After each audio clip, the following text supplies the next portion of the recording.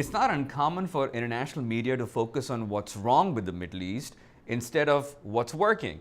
So say the creators of a VOA project designed to give a voice to the voiceless. The project is called Middle East Voices. Its goal, to allow collaborative journalism and people within the region to redefine how their stories are told. Imran spoke with VOA's Davin Hutchins and Cecily Hillary about the online project and its genesis.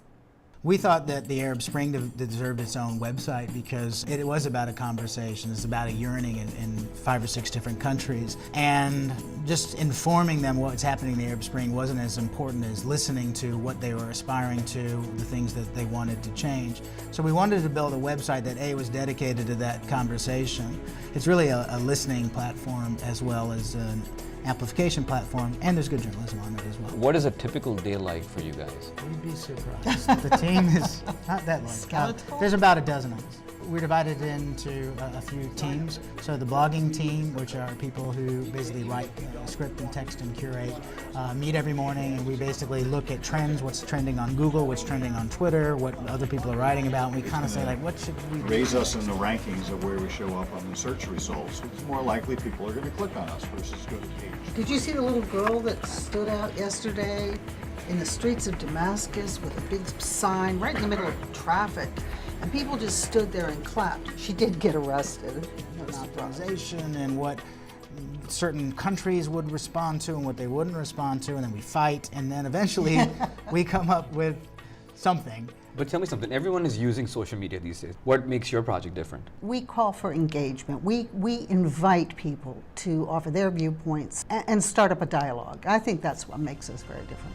So for example, if you create some sort of online debate, sometimes Middle East Voices are the referee in there, and what we're doing is saying, okay, we're going to talk about whether you support Bashar al-Assad or don't support him. We're going to be neutral, and we're going to try to keep things fair.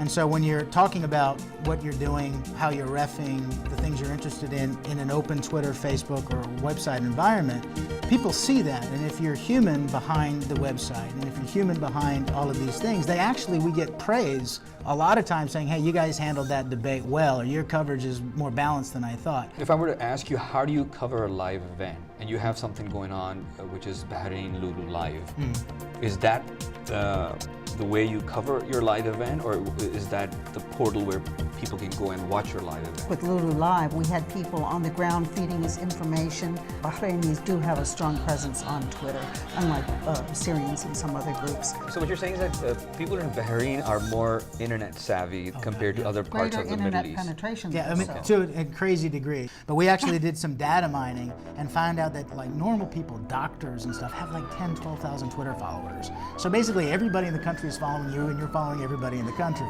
They're also on iPhones 2 to 1 according to our data, which means they are using mobile far more than PCs. And so everything we've done in Bahrain, when we covered the original protests when they began, and then this Lulu Live was for the anniversary protests, what you see are people immediately have this literacy on how to participate.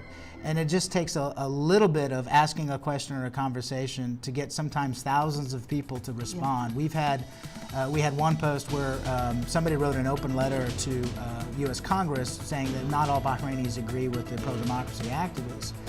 We had, I think, 30,000 visits in 2 days, and the poll, we said, do you agree with this letter, had more than 10,000 votes.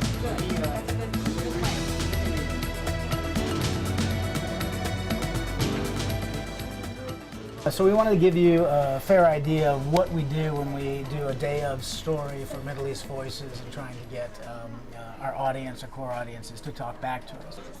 Bahraini government is being criticized for being a major human rights violator.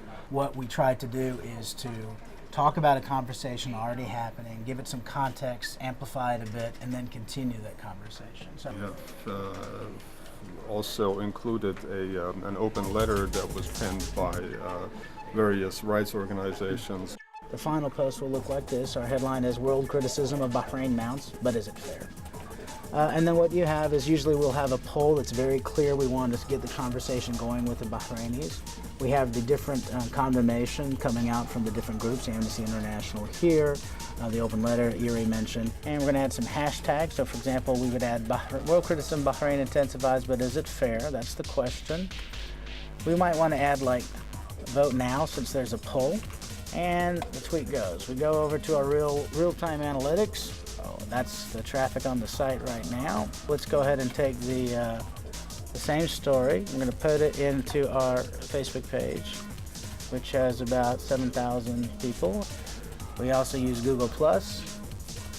So we'll go to Google+ and ask the same question.